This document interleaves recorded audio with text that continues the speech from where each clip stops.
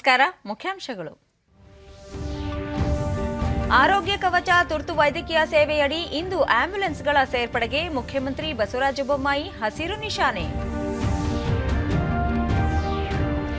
ಶಿಕ್ಷಣ ತಜ್ಞರೊಂದಿಗೆ ಚರ್ಚಿಸಿ ರಾಷ್ಟ್ರೀಯ ಶಿಕ್ಷಣ ನೀತಿ ಜಾರಿ, ಶೀಘ್ರದಲ್ಲೇ ಶಿಕ್ಷಕರ ನೇಮಕಕ್ಕೆ ಕ್ರಮ, ಸಚಿವ ಬಿಸಿ ನಾಗೇಶ್. ಹಿಂದುಳಿದ ಎಲ್ಲ ವರ್ಗಗಳ ಅಭಿವೃದ್ಧಿಗೆ ಸರ್ಕಾರ ಬದ್ಧ, ದೇಶದಲ್ಲಿ ಉದ್ಯಮಶೀಲತೆ, ಆವಿಷ್ಕಾರ, ನವೋದ್ಯಮಗಳಿಗೆ ಪೂರಕ ವಾತಾವರಣ, ಪ್ರಧಾನಿ Narendra Modi. US open tennis tourney ಮಹಿಳೆಯರ ಸಿಂಗಲ್ಸ್ ವಿಭಾಗದಲ್ಲಿ ಗ್ರೇಟ್ ಬ್ರಿಟನ್ನ ಎಮ್ಮಾ ರಾಡುಕಾನುಗೆ ಚಾಂಪಿಯನ್ ಪಟ್ಟ. ವಾರ್ತೆಗಳ ವಿವರ. ಮುಖ್ಯಮಂತ್ರಿ ಬಸವರಾಜ ಬೊಮ್ಮಾಯಿ ಅವರು ಇಂದು ಆರೋಗ್ಯ ಮತ್ತು ಕುಟುಂಬ ಕಲ್ಯಾಣ ಇಲಾಖೆ ವತಿಯಿಂದ ಆಯೋಜಿಸಲಾಗಿರುವ 108 ಆರೋಗ್ಯ ಕವಚ ತುರ್ತು ವೈದ್ಯಕೀಯ ಸೇವೆಗೆ ನೂತನವಾಗಿ 120 ಆಂಬ್ಯುಲೆನ್ಸ್ಗಳನ್ನು ಬೆಂಗಳೂರಿನ ವಿಧಾನಸೌಧದ ಆವರಣದಲ್ಲಿ ಲೋಕಾರ್ಪಣೆಗೊಳಿಸಲಿದ್ದಾರೆ. ಈ ವೇಳೆ ಆರೋಗ್ಯ ಮತ್ತು ವೈದ್ಯಕೀಯ ಶಿಕ್ಷಣ ಸಚಿವ ಡಾ ಕೆ ಸುಧಾಕರ್ ಸೇರಿದಂತೆ ಹಲವರು ಉಪಸ್ಥಿತರಿರಲಿದ್ದಾರೆ. ನಂತರ ಮುಖ್ಯಮಂತ್ರಿಗಳು ಗೋವಿಂದರಾಜನಗರ ವಿಧಾನಸಭಾ ಕ್ಷೇತ್ರದ ವ್ಯಾಪ್ತಿಯ ಅಗ್ರಹಾರ ದಾಸರಹಳ್ಳಿಯಲ್ಲಿ ನೂತನ ಪದವಿ ಪೂರ್ವ ಕಾಲೇಜು, ಪ್ರಾಥಮಿಕ ಹಾಗೂ ಪ್ರೌಢಶಾಲೆ ಮತ್ತು ಕ್ರೀಡಾ ಸಂಕೀರ್ಣವನ್ನು ಉದ್ಘಾಟಿಸಲಿದ್ದಾರೆ. ಬಳಿಕ ಮುಖ್ಯಮಂತ್ರಿಗಳು ಜಯನಗರದಲ್ಲಿ ಅತ್ಯುತ್ತಮ ಸೌಲಭ್ಯಗಳನ್ನು ಕೆಎಸ್ಆರ್ಟಿಸಿ ಆಸ್ಪತ್ರೆಯನ್ನು ಉದ್ಘಾಟಿಸಲಿದ್ದಾರೆ. ಈ ಸಂದರ್ಭದಲ್ಲಿ ಸಾರಿಗೆ ಸಚಿವ ಶ್ರೀರಾಮುಲು ಸೇರಿದಂತೆ ಇಲಾಖೆಯ ಹಿರಿಯ ಅಧಿಕಾರಿಗಳು ಪಾಲ್ಗೊಳ್ಳಲಿದ್ದಾರೆ.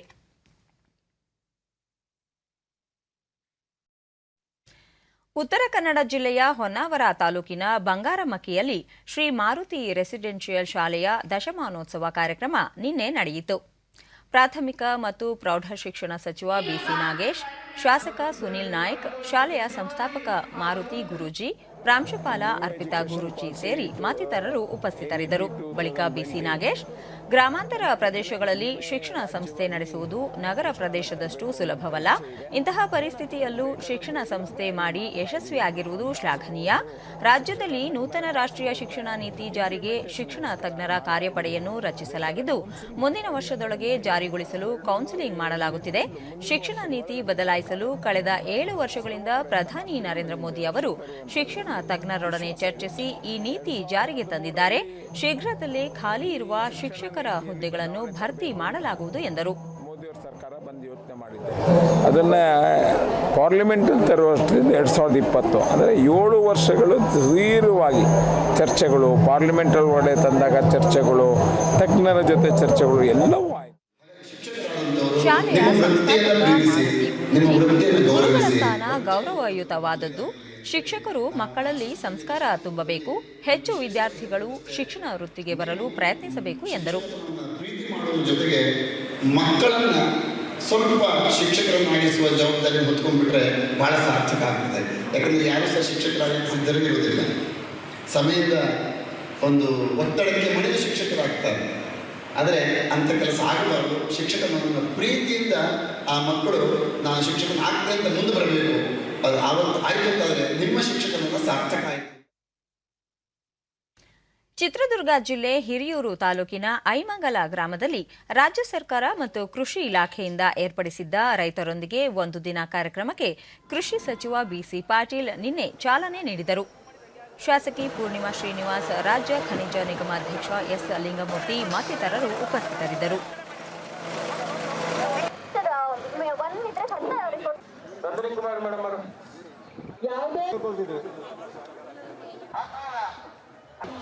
ರೈತ ಲಕ್ಷ್ಮಣ ರೆಡ್ಡಿ ಅವರ ಜಮೀನಿನಲ್ಲಿ ಸಮಗ್ರ ಕೃಷಿ ಪದ್ಧತಿ ಭಾಗವಾದ ಎರೆಹುಳು ಸಾಕಾಣಿಕೆ, ರಸಮೇವು ತಯಾರಿಕೆ ಪ್ರಾತ್ಯಕ್ಷಿಕೆ, ಶೇಂಗಾ ಬೆಳೆಯಲ್ಲಿ ಜಿಪ್ಸಮ್ ಬಳಕೆ ಹಾಗೂ ಅಂತರ ಬೇಸಾಯ ಪದ್ಧತಿಯ ಪ್ರಾತ್ಯಕ್ಷಿಕೆ ವೀಕ್ಷಿಸಿದ ಸಚಿವರು ಕೃಷಿ ಯಂತ್ರಗಳ ಪ್ರದರ್ಶನ, ಜಾನುವಾರುಗಳ ಪ್ರದರ್ಶನ, ಸಿರಿಧಾನ್ಯಗಳ ಪ್ರದರ್ಶನ, ಸಾವಯವ ಸಂತೆ ವೀಕ್ಷಿಸಿ ಸಾವಯವ ಕೃಷಿಕರೊಂದಿಗೆ ಸಂವಾದ ನಡೆಸಿದರು.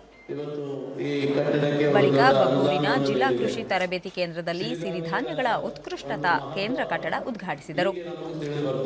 ಸಚಿವ ಬಿಸಿ ಪಾಟೀಲ್ ರೈತರಲ್ಲಿ ಸಿರಿಧಾನ್ಯಗಳ ಪ್ರಾಮುಖ್ಯತೆಯ ವಿಶಿಷ್ಟ ಗುಣಗಳ ಬಗ್ಗೆ ಅರಿವು ಮೂಡಿಸಿ ಹೆಚ್ಚಿನ ಪ್ರದೇಶಗಳಲ್ಲಿ ಸಿರಿಧಾನ್ಯ ಬೆಳೆಸಿ ರೈತರನ್ನು ಆರ್ಥಿಕ ಸಬಲರನ್ನಾಗಿಸಬೇಕು. ರೈತರು ಆಧುನಿಕ ತಂತ್ರಜ್ಞಾನ ಬಳಸಿ ಸಮಗ್ರ ಕೃಷಿ ಕೈಗೊಂಡು ಕೃಷಿ ಕ್ಷೇತ್ರದಲ್ಲಿ ಪ್ರಗತಿ ಸಾಧಿಸಬೇಕಿದೆ.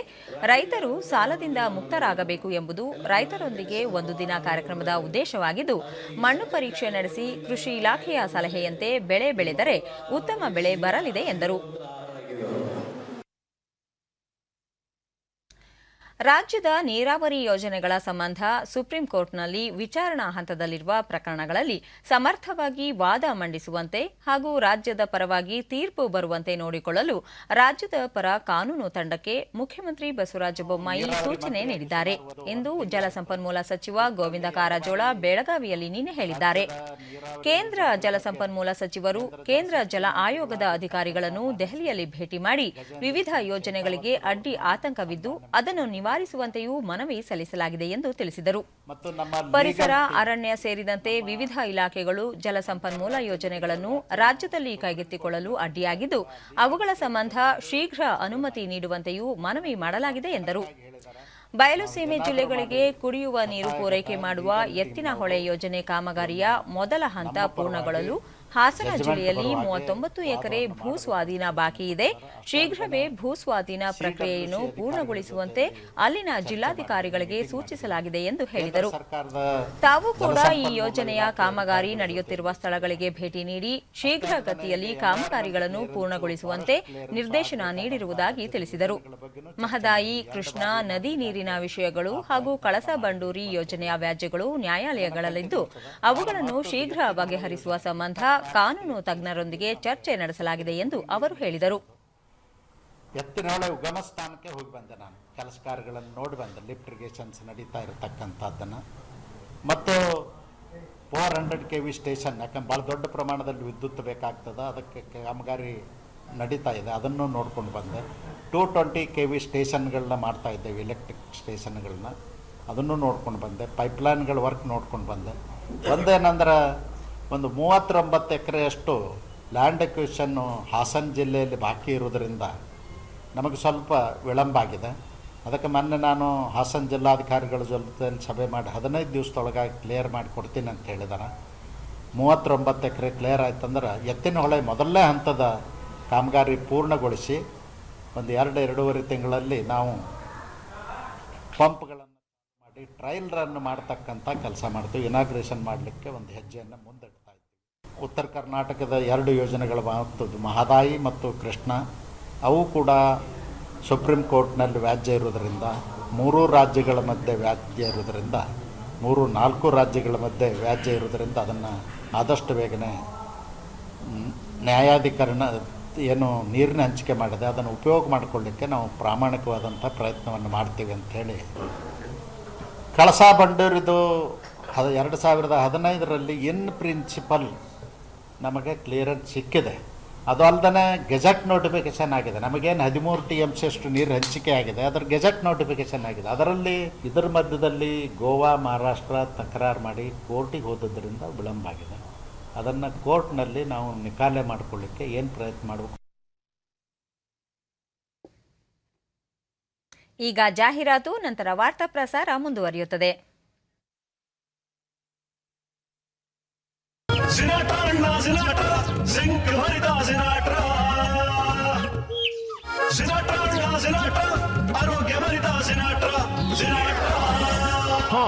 ಬೆಳಗ್ಗೆ ಜಿನಾಟ್ರಾ ಹಾಕಿದರೆ ಅದು ಖುಷಿಯಿಂದ ನಲಿಯುತ್ತದೆ. ಮಣ್ಣು ಮತ್ತು ಗಿಡಗಳಲ್ಲಿ ಜಿಂಕಿನ ಕೊರತೆಯನ್ನು ನೀಗಿಸುತ್ತದೆ ಜಿನಾಟ್ರಾ. FMCಯ ಜಿನಾಟ್ರಾ. ಪ್ರಧಾನಿ ನರೇಂದ್ರ ಮೋದಿ ಅಹಮದಾಬಾದ್ನ ಸರ್ದಾರ್ ಧಾಮ್ ಭವನದ ಲೋಕಾರ್ಪಣೆ ಮತ್ತು ಸರ್ದಾರ್ ಧಾಮ್ 2ನೇ ಹಂತದ ಬಾಲಕಿಯರ ವಿದ್ಯಾರ್ಥಿ ನಿಲಯದ ಶಿಲಾನ್ಯಾಸವನ್ನು ವಿಡಿಯೋ ಕಾನ್ಫರೆನ್ಸ್ ಮೂಲಕ ನಿನ್ನೆ ನೆರವೇರಿಸಿದರು.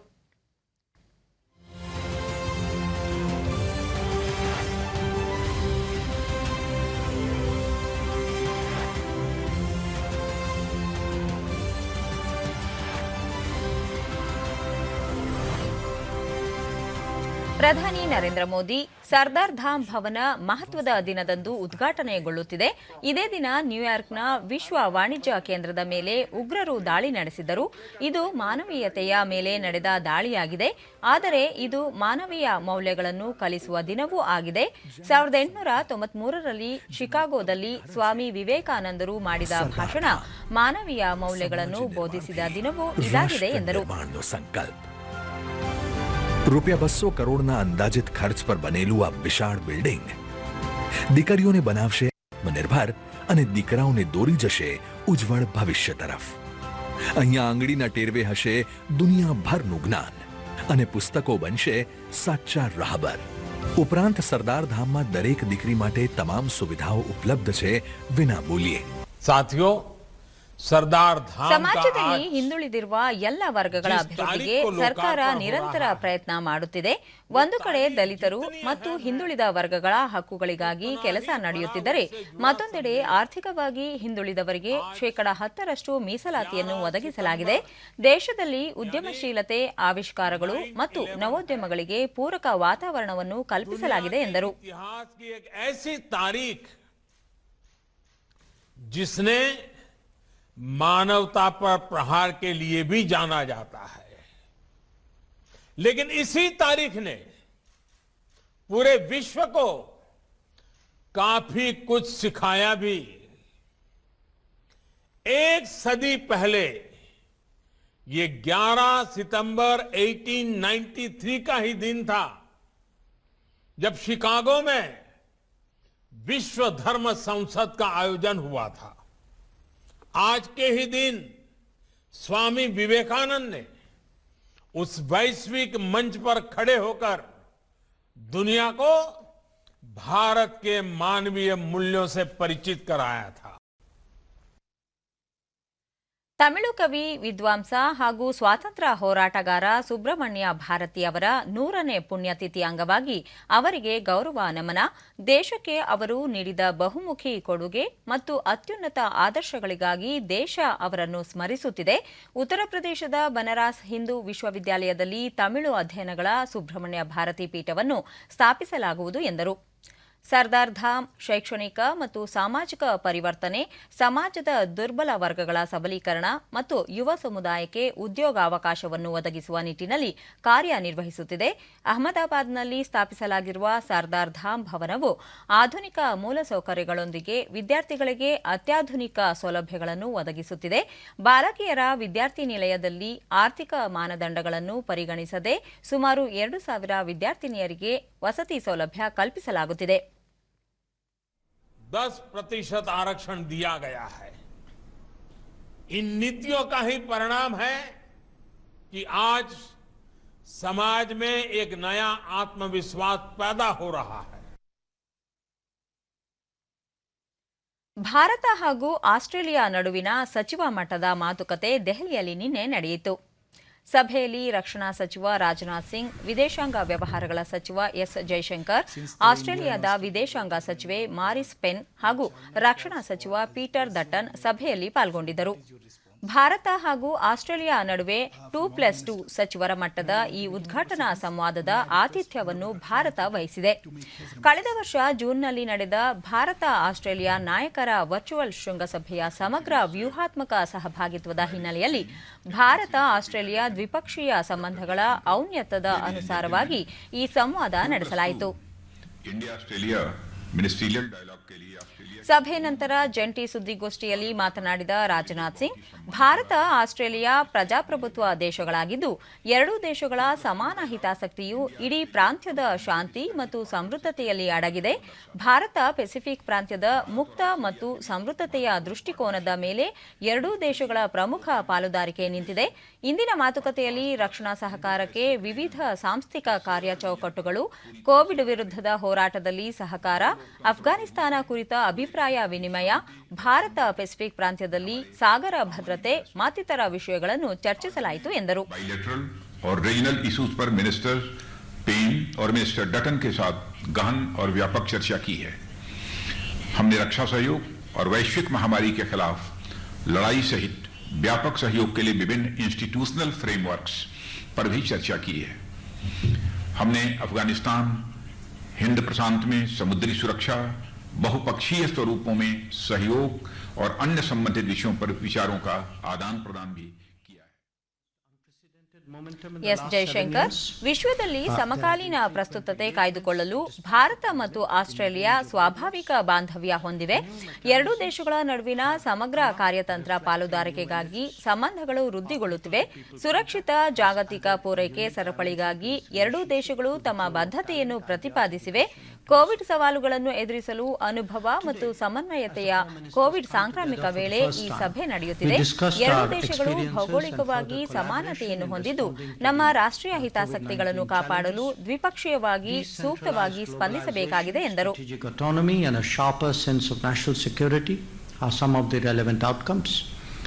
We also underlined our commitment to creating secure and resilient global supply chains. We welcomed the renewed vigor with which both sides are now engaging on trade issues to fully expedite the complementarities between us. ಸಭೆಯ ನಂತರ ಮಾರಿಸ್ pen ಹಾಗೂ Peter ದಟನ್ ಪ್ರಧಾನಿ ನರೇಂದ್ರ ಮೋದಿ ಅವರನ್ನು ಭೇಟಿ ಮಾಡಿದರು. ಬೀದರ್ ಜಿಲ್ಲೆಯಲ್ಲಿ ಕಳೆದ ತಿಂಗಳು ಸುರಿದ ಭಾರೀ ಮಳೆಯಿಂದ ಉಂಟಾದ ಬೆಳೆ ಹಾನಿ ಪ್ರದೇಶಕ್ಕೆ ಕೇಂದ್ರ ರಾಸಾಯನಿಕ, ರಸಗೊಬ್ಬರ ಮತ್ತು ನವೀಕರಿಸಬಹುದಾದ ಇಂಧನ ಖಾತೆ ರಾಜ್ಯ ಸಚಿವ ಭಗವಂತ ಖೂಬಾ ನಿನ್ನೆ ಭೇಟಿ ನೀಡಿ ಪರಿಶೀಲಿಸಿದರು. ಬೀದರ್ ತಾಲೂಕಿನ ಸಿರ್ಸಿ ಸೇರಿದಂತೆ ವಿವಿಧ ಗ್ರಾಮಗಳಿಗೆ ಭೇಟಿ ನೀಡಿ ಮಳೆಯಿಂದ ಹಾನಿಗೊಳಗಾದ ಪ್ರದೇಶದಲ್ಲಿ ಉದ್ದು, ಹೆಸರು, ಸೋಯಾ, ತೊಗರಿ ಸೇರಿದಂತೆ ವಿವಿಧ ಬೆಳೆ ನಾಶವಾಗಿರುವ ಕುರಿತು ಮಾಹಿತಿ ಪಡೆದುಕೊಂಡರು. ಈಗ ಒಂದು ತಿಂಗಳು ಮಳೆ ಆಯ್ತು. ಜಿಲ್ಲಾಧಿಕಾರಿ ಆರ್ ರಾಮಚಂದ್ರನ್ ಸೇರಿದಂತೆ ಕೃಷಿ ಇಲಾಖೆಯ ಅಧಿಕಾರಿಗಳು ಹಾಜರಿದ್ದರು. ಈ ವೇಳೆ ಪ್ರತಿಕ್ರಿಯಿಸಿದ ರೈತರು ಬೆಳೆ ಹಾನಿಯಾಗಿರುವುದರಿಂದ ನಷ್ಟವಾಗಿದೆ, ಈ ಕುರಿತು ಪರಿಹಾರ ನೀಡುವಂತೆ ಸಚಿವರಿಗೆ ಮನವರಿಕೆ ಮಾಡಿಕೊಡಲಾಗಿದೆ ಎಂದು ಹೇಳಿದರು. ಬೆಳೆ ಸರ ಸೋಯಾ, ತೊಗರಿ, ಉದ್ದು, ಹೆಸರು, ಕೆಲವೊಬ್ಬರ ಬಳಿ ಕಬ್ಬು ಕೂಡ ಬಿದ್ದೋಗಿದೆ ಸರ್. ಮಳೆ ಜಾಸ್ತಿ ಆಗಿ ನೀರು ನಿಂತು ಕೊಳತೋಗ್ಲತ್ತ ಸರ್. ಅದು ಫುಲ್ ಎಲ್ಲ ಈಗ ಆಲ್ರೆಡಿ ರಾಶಿ ಮಾಡೋ ಟೈಮ್ ಅದ ಸರ್. ಇನ್ನೊಂದು 15-20 ದಿವಸದಾಗ ಕೈ ಬರ್ತದೆ ಸರ್. ಬೆಳೆಯೋದು ರಾಶಿ ಮಾಡ್ಕೊಂಡು ನಾವು ಹೊರಗೆ ಹಾಕ್ತಿದ್ದೇವೆ ರೀ. ಬಟ್ ಎಲ್ಲ ಸೋಯಾ 1 ಎಕರ್ಗೆ ಸರ್ ಇಲ್ಲಿಲ್ಲ ಅಂದ್ರೂ 20,000-30,000 ರೂಪಾಯಿ ಲಾಗುಡಿದೆ ಸರ್. ಸುಮಾರು ಒಂದು 26,000 ಬಳಿಕ ಸಚಿವ ಭಗವಂತ ಖೂಬಾ ಜಿಲ್ಲೆಯಲ್ಲಿ 26,000 ಹೆಕ್ಟೇರ್ ಪ್ರದೇಶದಲ್ಲಿ ಬೆಳೆದಿದ್ದ ಉದ್ದು, ಹೆಸರು, ಸೋಯಾ ಸೇರಿದಂತೆ ವಿವಿಧ ಬೆಳೆ ಹಾನಿಯಾಗಿದೆ. ರೈತರು ತಮ್ಮ ಜಮೀನಿನಲ್ಲಿ ಎಷ್ಟು ಬೆಳೆ ಹಾನಿಯಾಗಿದೆ ಎನ್ನುವ ಕುರಿತು ಸಂಬಂಧಿಸಿದ ಗ್ರಾಮ ಪಂಚಾಯಿತಿ ಅಥವಾ ತಾಲೂಕು ಪಂಚಾಯಿತಿಯಲ್ಲಿ ನೋಂದಣಿ ಮಾಡಿಸಿ ಸರ್ಕಾರದಿಂದ ಪರಿಹಾರ ಪಡೆಯಬಹುದಾಗಿದೆ ಎಂದರು. ನಿಮ್ಮ ಗ್ರಾಮದಲ್ಲಿ ಎಲ್ಲ ರೈತರು ಒಟ್ಟಿಗೆ ಸೇರಿ ನಿಮ್ಮ ಗ್ರಾಮದಲ್ಲಿ ಯಾವ ರೈತನ ಜಮೀನಿನಲ್ಲಿ ಎಷ್ಟು ಬೆಳೆ ಹಾನಿಯಾಗಿದೆ ಅನ್ನೋಂಥ ಪಟ್ಟಿಯನ್ನು ನಿಮ್ಮ ಗ್ರಾಮ ಸೇವಕನಿಗೆ, ನಿಮ್ಮ ತಹಸೀಲ್ದಾರಿಗೆ, ನಿಮ್ಮ ಕೃಷಿ ಇಲಾಖೆ ಅಧಿಕಾರಿಗಳಿಗೆ ಕೊಟ್ಟು ನೋಂದಣಿಯನ್ನು ಮಾಡಿಸ್ಕೊಳ್ಳುವಂಥದ್ದನ್ನು ನಮ್ಮ ಕರ್ತವ್ಯದನ್ನುವಂಥದ್ದನ್ನು ಭಾವಿಸಿ ಆ ಕಾರ್ಯವನ್ನು. ಆಧುನಿಕ ಜಗತ್ತು ಕಂಡಿರುವ ಬಹುದೊಡ್ಡ ಸಂಗ್ರಾಮಗಳಲ್ಲಿ ಭಾರತದ ಸ್ವಾತಂತ್ರ್ಯ ಸಂಗ್ರಾಮವೂ ಒಂದು. ತಾಯ್ನೆಲವನ್ನು ವಿದೇಶಿ ಆಡಳಿತದ ಕಪಿಮುಷ್ಟಿಯಿಂದ ಬಿಡುಗಡೆಗೊಳಿಸುವಲ್ಲಿ ತಮ್ಮ ಸರ್ವಸ್ವವನ್ನು ತ್ಯಾಗ ಮಾಡಿದ ಹಲವು ಮಹನೀಯರು ಹಾಗೂ ಸ್ವಾತಂತ್ರ್ಯ ಸಂಗ್ರಾಮದ ಹಲವು ವಿಷಯಗಳ ಕುರಿತ ವಿಶೇಷ ವರದಿಯ ಸರಣಿ ಆಕಾಶವಾಣಿ ರಾಷ್ಟ್ರೀಯ ಸುದ್ದಿ ವಿಭಾಗದ ಸಹಕಾರದೊಂದಿಗೆ ಇಲ್ಲಿದೆ. ಭಾರತದ ಸ್ವಾತಂತ್ರ್ಯ ಹೋರಾಟದಲ್ಲಿ ಸೆಪ್ಟೆಂಬರ್ 5 ಮಹತ್ವಪೂರ್ಣ ದಿನ. 1920ರಲ್ಲಿ ಈ ದಿನ ಸ್ವರಾಜ್ ಬೇಡಿಕೆ ಮುಂದಿಟ್ಟುಕೊಂಡು ಬ್ರಿಟಿಷ್ ಆಡಳಿತದ ವಿರುದ್ಧ ಅಸಹಕಾರ ಚಳುವಳಿ ನಡೆಸಲು ಒಪ್ಪಿಗೆ ಸೂಚಿಸಲಾಯಿತು. ಇದು ಮಹಾತ್ಮ ಗಾಂಧೀಜಿಯವರ ದೇಶವ್ಯಾಪಿ ಹಮ್ಮಿಕೊಳ್ಳಲಾಗಿದ್ದ ಮೊದಲ ಸತ್ಯಾಗ್ರಹವಾಗಿತ್ತು. 1919ರ ಏಪ್ರಿಲ್ನಲ್ಲಿ ಅಮೃತ್ಸರದ ಜಲಿಯನ್ ವಾಲಾಬಾಗ್ನಲ್ಲಿ ನಡೆದ ಹತ್ಯಾಕಾಂಡದ ವಿರುದ್ಧ ಭಾರತದಲ್ಲಿ ವ್ಯಾಪಕ ಆಕ್ರೋಶ ಎದ್ದು ನಿಂತಿತ್ತು. ಅದರಿಂದ ಚಳುವಳಿ ಆರಂಭವಾಯಿತು. ಜಲಿಯನ್ ವಾಲಾಬಾಗ್ ಹತ್ಯಾಕಾಂಡಕ್ಕೆ ಕಾರಣರಾದ ಬ್ರಿಟಿಷ್ ಸೇನಾಧಿಕಾರಿಗಳು, ಅದರಲ್ಲೂ ವಿಶೇಷವಾಗಿ ನೇತೃತ್ವ ವಹಿಸಿದ್ದ ಜನರಲ್ ಡಯರ್ ವಿರುದ್ಧ ಸೂಕ್ತ ಕ್ರಮ ಕೈಗೊಳ್ಳಲು ವಿಫಲರಾಗಿದ್ದ ಬ್ರಿಟಿಷ್ ಆಡಳಿತದ ವಿರುದ್ಧ ಭಾರತೀಯರ ರೋಷ, ಕ್ರೋಧ ಮತ್ತು ಆಕ್ರೋಶ ಹೆಚ್ಚಾಗಿತ್ತು. ಗಾಂಧೀಜಿ ನೇತೃತ್ವದ ಅಸಹಕಾರ ಸತ್ಯಾಗ್ರಹ ಚಳುವಳಿಯಲ್ಲಿ ಭಾರತೀಯರು ಬ್ರಿಟಿಷ್ ಸರ್ಕಾರದ ಶಿಕ್ಷಣ ಸಂಸ್ಥೆಗಳು, ನ್ಯಾಯಾಲಯಗಳು, ಸರ್ಕಾರಿ ಸೇವೆಗಳು, ವಿದೇಶಿ ಸರಕುಗಳು ಮತ್ತು ಚುನಾವಣೆಗಳನ್ನು ಬಹಿಷ್ಕರಿಸಲಾಗಿತ್ತು. ತೆರಿಗೆ ಪಾವತಿಸುವುದನ್ನು ನಿರಾಕರಿಸಲಾಯಿತು. ಭಾರತೀಯರ ಒಗ್ಗಟ್ಟು ಪ್ರದರ್ಶನದಿಂದ ಬ್ರಿಟಿಷರು ಅಸ್ಥಿರಗೊಂಡರು. ಆದರೆ ಚಳುವಳಿಯ ವೇಳೆ ನಡೆದ ಹಿಂಸಾಚಾರ ಘಟನೆಗಳಿಂದ ಚಳುವಳಿಗೆ ಹಿನ್ನಡೆ ಉಂಟಾಯಿತು. 1922ರ ಫೆಬ್ರವರಿಯಲ್ಲಿ ಉದ್ರಿಕ್ತ ಗುಂಪು ಉತ್ತರ ಪ್ರದೇಶದ ಚೌರಿ ಚೌರಾದಲ್ಲಿ ಪೊಲೀಸ್ ಅಧಿಕಾರಿಗಳನ್ನು ಕೊಂದು ಹಾಕಿತು. ಈ ವಿಕೋಪ ಪರಿಸ್ಥಿತಿಯನ್ನು ಸೂಕ್ಷ್ಮವಾಗಿ ಗಮನಿಸಿದ ಗಾಂಧೀಜಿ ಅಹಿಂಸಾ ಚಳುವಳಿಯನ್ನು ತಕ್ಷಣವೇ ನಿಲ್ಲಿಸಿದರು. ಈ ಹೋರಾಟ ದೇಶದಲ್ಲಿ ರಾಷ್ಟ್ರೀಯ ಹುರುಪು, ಉತ್ಸಾಹವನ್ನು ಹೆಚ್ಚಿಸಿ ಭಾರತದ ರಾಷ್ಟ್ರೀಯತೆಯನ್ನು ಮಧ್ಯಮ ವರ್ಗದಿಂದ ಸಾಮೂಹಿಕ ಆಂದೋಲನವನ್ನಾಗಿ ಪರಿವರ್ತಿಸಲು ಸಹಕಾರಿಯಾಯಿತು. ಈ ವೇಳೆ ಹಲವಾರು ಭಾರತೀಯ ಶಾಲೆಗಳು, ಕಾಲೇಜುಗಳು ಆರಂಭವಾದುದಲ್ಲದೆ ಭಾರತದಲ್ಲಿ ತಯಾರಾದ ಸರಕುಗಳು ಮತ್ತು ಉತ್ಪನ್ನಗಳು ಅತ್ಯಂತ ಜನಪ್ರಿಯವಾದವು. ದಕ್ಷಿಣ ಭಾರತದ ಮಹಾನ್ ದೇಶಪ್ರೇಮಿ, ಸ್ವಾತಂತ್ರ್ಯ ಹೋರಾಟಗಾರ, ತಮಿಳಿನ ಧೀಮಂತ ನಾಯಕ ವ.ಉ.ಸಿ ಎಂದೇ ಜನಪ್ರಿಯರಾಗಿದ್ದ ಕಪ್ಪಲೊಟ್ಟಿಯ ತಮಿಝಾನ್ವಿ ಓ ಚಿದಂಬರಂ ಪಿಳ್ಳೈ 1872 ಸೆಪ್ಟೆಂಬರ್ 5 ತಮಿಳುನಾಡಿನ ತಿರುನಲ್ವೇಲಿ ಜಿಲ್ಲೆಯಲ್ಲಿ ಜನಿಸಿದರು. ಬಾಲಗಂಗಾಧರ ತಿಲಕ್ ಅವರಿಂದ ಪ್ರಭಾವಿತರಾಗಿದ್ದ ಅವರು ಸುಬ್ರಹ್ಮಣ್ಯ ಶಿವ ಮತ್ತು ಸುಬ್ರಹ್ಮಣ್ಯ ಭಾರತಿಯವರ ಆದರ್ಶಗಳಿಗೆ ಮಾರುಹೋಗಿದ್ದರು. ಮದ್ರಾಸ್ ಪ್ರೆಸಿಡೆನ್ಸಿಯಲ್ಲಿ ಸ್ವದೇಶಿ ಚಳುವಳಿಗೆ ಈ ಇಬ್ಬರು ನಾಯಕರು ನೇತೃತ್ವ ವಹಿಸಿ ಜನರಲ್ಲಿ ದೇಶಪ್ರೇಮದ ಕಿಚ್ಚು ಹತ್ತಿಸಲು ಹೋರಾಟ ನಡೆಸಿದ್ದರು. ಹೆಸರಾಂತ ವಕೀಲರಾಗಿದ್ದ ವಿ.ಒ. ಚಿದಂಬರಂ ಪಿಳ್ಳೈ ದೇಶೀಯ ಕೈಮಗ್ಗ ಉದ್ದಿಮೆಗಳನ್ನು ಪ್ರೋತ್ಸಾಹಿಸಲು ಧರ್ಮಸಂಘ ನೇಸವುಚ್ಚಲ್ಲೈ ಸ್ಥಾಪಿಸಿದರು. ಕೈಮಗ್ಗ ಸೇರಿದಂತೆ ನಾನಾ ಉತ್ಪನ್ನಗಳ ಮಾರಾಟಕ್ಕೆ ಸ್ವದೇಶಿ ಮಳಿಗೆಗಳನ್ನು ಆರಂಭಿಸಿದರು. ರಾಷ್ಟ್ರೀಯ ಉಗ್ರಾಣ, Madras agro industrial society limited ಮತ್ತು ದೇಶಾಭಿಮಾನ ಸಂಘ ಮತ್ತಿತರ ಸಂಘ ಸಂಸ್ಥೆಗಳ ಸ್ಥಾಪನೆಗೆ ಅವರು ಪ್ರಮುಖ ಪಾತ್ರ ವಹಿಸಿದ್ರು. ಭಾರತದ ಹಡಗು ಉದ್ಯಮದಲ್ಲಿ ಬ್ರಿಟಿಷರು ಹೊಂದಿದ್ದ ಪ್ರಾಬಲ್ಯವನ್ನು ಕಡಿಮೆ ಮಾಡುವ ಉದ್ದೇಶದಿಂದ 1906 ನವೆಂಬರ್ನಲ್ಲಿ ಸ್ವದೇಶಿ ಸ್ಟೀಮ್ ನೇವಿಗೇಷನ್ ಕಂಪನಿಯನ್ನು ಆರಂಭಿಸಿ ಕಂಪನಿಗೆ 2 ಹಬೆ ಚಾಲಿತ ಹಡಗುಗಳನ್ನು ಖರೀದಿಸಿದರು. ಎಸ್ಎಸ್ ಗಾಲಿಯಾ ಮತ್ತು ಎಸ್ಎಸ್ ಲಾವೋ ಹೆಸರಿನ ಈ 2 ಹಡಗುಗಳು ತಮಿಳುನಾಡಿನ ಟುಟಿಕೊರಿನ್ ಮತ್ತು ಕೊಲಂಬೋ ನಡುವೆ ನಿಯಮಿತ ಹಡಗು ಸೇವೆ ಆರಂಭಿಸಿದವು. ಸ್ವದೇಶಿ ಚಳುವಳಿಯ ನೆಲೆಯನ್ನು ವಿಸ್ತಾರಗೊಳಿಸುವ ಅವರ ಪ್ರಯತ್ನಗಳು ದಿನೇ ದಿನೇ ಹೆಚ್ಚುತ್ತಾ ಸಾಗಿತ್ತು. ಬ್ರಿಟಿಷ್ ಆಡಳಿತದೊಂದಿಗಿನ ಸಂಘರ್ಷ ಹೆಚ್ಚಾಗಲು ಇದು ಕಾರಣವಾಯಿತು. 1908 ಮಾರ್ಚ್ 12 ಬ್ರಿಟಿಷ್ ಸರ್ಕಾರ ಪಿಳ್ಳೈಯವರ ಮೇಲೆ ದೇಶದ್ರೋಹದ ಆರೋಪ ಹೊರಿಸಿ ಬಂಧಿಸಿತು. ಅಲ್ಲದೆ ಅವರ ಬ್ಯಾರಿಸ್ಟರ್ ಪರವಾನಗಿಯನ್ನೂ ರದ್ದು ಮಾಡಿತು. ನ್ಯಾಯಾಲಯ 2 ಜೀವಾವಧಿ ಶಿಕ್ಷೆಗೆ ಒಳಪಡಿಸಿತು. ಮದ್ರಾಸ್ ಹೈಕೋರ್ಟ್ ಅವರ ಶಿಕ್ಷೆಯ ಅವಧಿಯನ್ನು ಕಡಿಮೆ ಮಾಡಿದ ಹಿನ್ನೆಲೆಯಲ್ಲಿ ವ.ಉ.ಸಿ ಅವರು 1912 ಡಿಸೆಂಬರ್ನ ಅಂತ್ಯದಲ್ಲಿ ಕಾರಾಗೃಹದಿಂದ ಹೊರಬಂದರು. ಕೊನೆಯ ಉಸಿರಿರುವ ತನಕ ದೇಶದ ಸ್ವಾತಂತ್ರ್ಯಕ್ಕಾಗಿ ಹೋರಾಡಿದ ವ.ಉ.ಸಿ 1936 ನಿಧನರಾದರು. ತಮಿಳು ವಿದ್ವಾಂಸರಾಗಿದ್ದ ಅವರು ಉತ್ತಮ ಬರಹಗಾರರೂ ಆಗಿದ್ದರು. ದಣಿವರಿಯದ ಅಪ್ರತಿಮ ಸ್ವಾತಂತ್ರ್ಯ ಹೋರಾಟಗಾರರಾಗಿ ದೇಶದಲ್ಲಿ ಸ್ವರಾಜ್ಯ ಸ್ಥಾಪಿಸಲು ಬ್ರಿಟಿಷ್ ಆಡಳಿತಶಾಹಿ ವಿರುದ್ಧ ಸದಾ ಪ್ರತಿರೋಧ, ಹೋರಾಟ, ಸಂಘರ್ಷ ನಡೆಸಿದ ಅವರ ತ್ಯಾಗ, ದೇಶಪ್ರೇಮದ ಬದುಕು ಎಲ್ಲರಿಗೂ ಪ್ರೇರಣೆ.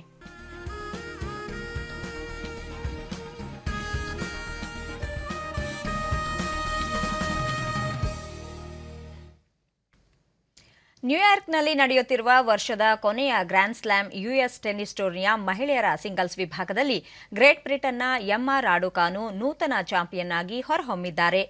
ಈ ಮೂಲಕ 53 ವರ್ಷಗಳ ಬಳಿಕ ಪ್ರಶಸ್ತಿ ಗೆದ್ದ ಮೊದಲ ಬ್ರಿಟನ್ ಮಹಿಳೆ ಎಂಬ ಹಿರಿಮೆಗೆ ಪಾತ್ರರಾಗಿದ್ದಾರೆ. ಆರ್ಥರ್ ಆಶ್ ಕ್ರೀಡಾಂಗಣದಲ್ಲಿ ತಡರಾತ್ರಿ ನಡೆದ ಫೈನಲ್ ಪಂದ್ಯದಲ್ಲಿ ಮಿಂಚಿದ 18 ವರ್ಷದ ರಾಡುಕಾನು 6-4, 6-3 ನೇರ ಸೆಟ್ಗಳಿಂದ 19 ವರ್ಷದ ಕೆನಡಾದ ಲೈಲಾ ಅನಿ ಫರ್ನಾಂಡಿಸ್ ವಿರುದ್ಧ ಜಯ ಗಳಿಸಿ ಚೊಚ್ಚಲ ಗ್ರ್ಯಾಂಡ್ ಸ್ಲಾಮ್ ಕಿರೀಟಕ್ಕೆ ಮುತ್ತಿಟ್ಟರು. 1 ಗಂಟೆ 51 ನಿಮಿಷ ನಡೆದ ಹೋರಾಟದ 2 ಸೆಟ್ಗಳಲ್ಲೂ ಮಿಂಚಿದ 150ನೇ ರ್ಯಾಂಕಿನ ರಾಡುಕಾನು ಗ್ರ್ಯಾಂಡ್ ಸ್ಲಾಮ್ ಕಿರೀಟ ಜಯಿಸಿದ ಮೊದಲ ಕ್ವಾಲಿಫೈಯರ್ ಎಂಬ ಶ್ರೇಯಕ್ಕೆ ಪಾತ್ರರಾಗಿದ್ದಾರೆ. ಪುರುಷರ ಸಿಂಗಲ್ಸ್ ವಿಭಾಗದ ಫೈನಲ್ನಲ್ಲಿಂದು ರಾತ್ರಿ ವಿಶ್ವದ ನಂಬರ್ 1 ಆಟಗಾರ ನೋವಾಕ್ ಜೋಕೋವಿಚ್ ಮತ್ತು 2ನೇ ರ್ಯಾಂಕಿನ ಡ್ಯಾನಿಲ್ ಮೆಡ್ವಡೇವ್ ಮುಖಾಮುಖಿಯಾಗಲಿದ್ದಾರೆ. ಸದ್ಯ 20 ಗ್ರ್ಯಾಂಡ್ ಸ್ಲಾಮ್ ಕಿರೀಟ ಗೆದ್ದಿರುವ ಸರ್ಬಿಯಾದ ಜೋಕೋವಿಚ್ ಒಂದು ವೇಳೆ ಪ್ರಶಸ್ತಿ ಗೆದ್ದಲ್ಲಿ 1969 ನಂತರ ಕ್ಯಾಲೆಂಡರ್ ವರ್ಷದಲ್ಲಿ ಎಲ್ಲ 4 ಗ್ರ್ಯಾಂಡ್ ಸ್ಲಾಮ್ ಕಿರೀಟ ಗೆದ್ದ ಮೊದಲ ಆಟಗಾರ ಎಂಬ ಶ್ರೇಯಕ್ಕೆ ಭಾಜನವಾಗಲಿದ್ದಾರೆ. ಜತೆಗೆ 21 ಗ್ರ್ಯಾಂಡ್ ಸ್ಲಾಮ್ ಪ್ರಶಸ್ತಿ ಗೆದ್ದ ವಿಶ್ವದ ಮೊದಲ ಆಟಗಾರ ಎಂಬ ಶ್ರೇಯಕ್ಕೆ ಪಾತ್ರರಾಗಲಿದ್ದಾರೆ. ಈಗ ಇಂದಿನ ಪತ್ರಿಕೆಗಳ ಇಣುಕು ನೋಟ.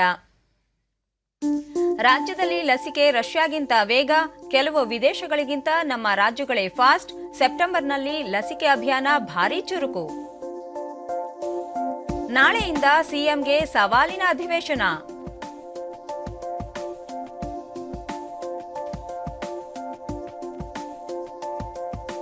ಗುಜರಾತ್ ಸಿಎಂ ರಾಜೀನಾಮೆ, ಅಚ್ಚರಿ ರಾಜಕೀಯ ಬೆಳವಣಿಗೆಯಲ್ಲಿ ಸ್ಥಾನ ತೊರೆದ ವಿಜಯ್ ರೂಪಾನಿ. ವಸತಿ ಯೋಜನೆಯಲ್ಲಿ 4 ಲಕ್ಷ ಮನೆ ನಿರ್ಮಾಣ, ಫಲಾನುಭವಿಗಳ ಆಯ್ಕೆ ಪ್ರಕ್ರಿಯೆಗೆ ಮುಖ್ಯಮಂತ್ರಿ ಸೂಚನೆ. 5ನೇ ಟೆಸ್ಟ್ ಅನಿರ್ದಿಷ್ಟಾವಧಿ ಮುಂದೂಡಿಕೆ, ಭಾರತ ತಂಡಕ್ಕೆ ಕಾಡಿದ ಕೋವಿಡ್-19 ವೈರಸ್, ಶೀಘ್ರ ಪರಿಷ್ಕೃತ ದಿನಾಂಕ ಪ್ರಕಟ. ಇವು ಇಂದಿನ ಪತ್ರಿಕೆಗಳ ಪ್ರಮುಖ ಸುದ್ದಿ. ಉಳಿದಂತೆ ಇಂದು ದೇಶಾದ್ಯಂತ ನೀಟ್, ರಾಜ್ಯದಿಂದ 1.19 ಲಕ್ಷ ಪರೀಕ್ಷಾರ್ಥಿಗಳು ಭಾಗಿ. ನೈಸರ್ಗಿಕ ಸಂಪನ್ಮೂಲ ನಷ್ಟ, ಮೌಲ್ಯಮಾಪನಕ್ಕೆ ಸಿಎಂ ಸೂಚನೆ, ಅರಣ್ಯ ಹೆಚ್ಚಿಸಲು ಬಜೆಟ್ನಲ್ಲಿ ವಿಶೇಷ ಆದ್ಯತೆ, ಬಸವರಾಜ ಬೊಮ್ಮಾಯಿ. ಹಳ್ಳಿ, ಶಾಲೆ, ಹಾಸ್ಟೆಲ್ಗಳಿಗೆ ಪಂಚಾಯಿತಿ ಬಲ, ಗ್ರಾಮ ಪಂಚಾಯಿತಿ ಮೂಲಕ ಮೂಲಸೌಕರ್ಯ ಕಲ್ಪಿಸಲು ಮುಂದಾದ ಸರ್ಕಾರ. ಇತಿಹಾಸದ ಹೊಸ್ತಿಲಲ್ಲಿ ಜೋಕೋವಿಚ್, ಉಪಾಂತ್ಯದಲ್ಲಿ ಎಡವಿದ ಜ್ವರೇವ್, 21ನೇ ಗ್ರ್ಯಾಂಡ್ ಸ್ಲಾಮ್ ಪ್ರಶಸ್ತಿ ಸನಿಹ ನೋವಾಕ್. ಕೊನೆಯಲ್ಲಿ ಮತ್ತೊಮ್ಮೆ ಮುಖ್ಯಾಂಶಗಳು. ಆರೋಗ್ಯ ಕವಚ ತುರ್ತು ವೈದ್ಯಕೀಯ ಸೇವೆಯಡಿ ಇಂದು ಆಂಬ್ಯುಲೆನ್ಸ್ಗಳ ಸೇರ್ಪಡೆಗೆ ಮುಖ್ಯಮಂತ್ರಿ ಬಸವರಾಜ ಬೊಮ್ಮಾಯಿ ಹಸಿರು ನಿಶಾನೆ. ಶಿಕ್ಷಣ ತಜ್ಞರೊಂದಿಗೆ ಚರ್ಚಿಸಿ ರಾಷ್ಟ್ರೀಯ ಶಿಕ್ಷಣ ನೀತಿ ಜಾರಿ, ಶೀಘ್ರದಲ್ಲೇ ಶಿಕ್ಷಕರ ನೇಮಕಕ್ಕೆ ಕ್ರಮ, ಸಚಿವ ಬಿಸಿ ನಾಗೇಶ್. ಹಿಂದುಳಿದ ಎಲ್ಲಾ ವರ್ಗಗಳ ಅಭಿವೃದ್ಧಿಗೆ ಸರ್ಕಾರ ಬದ್ಧ, ದೇಶದಲ್ಲಿ ಉದ್ಯಮಶೀಲತೆ, ಆವಿಷ್ಕಾರ, ನವೋದ್ಯಮಗಳಿಗೆ ಪೂರಕ ವಾತಾವರಣ, ಪ್ರಧಾನಿ Narendra Modi. US open tennis tourney, ಮಹಿಳೆಯರ ಸಿಂಗಲ್ಸ್ ವಿಭಾಗದಲ್ಲಿ ಗ್ರೇಟ್ ಬ್ರಿಟನ್ನ ಎಮ್ಮಾ ರಾಡುಕಾನುಗೆ ಚಾಂಪಿಯನ್ ಪಟ್ಟ. ನಮ್ಮ ವಾರ್ತಾ ಪ್ರಸಾರವನ್ನು ನೀವು ಡಿಡಿ ಚಂದನ ನ್ಯೂಸ್ ಯೂಟ್ಯೂಬ್ ಚಾನೆಲ್ನಲ್ಲೂ ವೀಕ್ಷಿಸಬಹುದು. ವ್ಯಕ್ತಿಗತ ಅಂತರ ಕಾಪಾಡಿಕೊಳ್ಳುವುದರೊಂದಿಗೆ ನೀವು ಸುರಕ್ಷಿತವಾಗಿರಿ, ನಿಮ್ಮವರನ್ನು ಸುರಕ್ಷಿತವಾಗಿರಿಸಿ. ನೈರ್ಮಲ್ಯಕ್ಕೆ ಆದ್ಯತೆ ನೀಡುವುದರ ಜೊತೆಗೆ ಕೋವಿಡ್-19 ಮಾರ್ಗಸೂಚಿಗಳನ್ನು ತಪ್ಪದೇ ಪಾಲಿಸಿ. ನಮ್ಮ ಮುಂದಿನ ವಾರ್ತಾ ಪ್ರಸಾರ ಬೆಳಗ್ಗೆ 11 ಗಂಟೆಗೆ. ನಮಸ್ಕಾರ.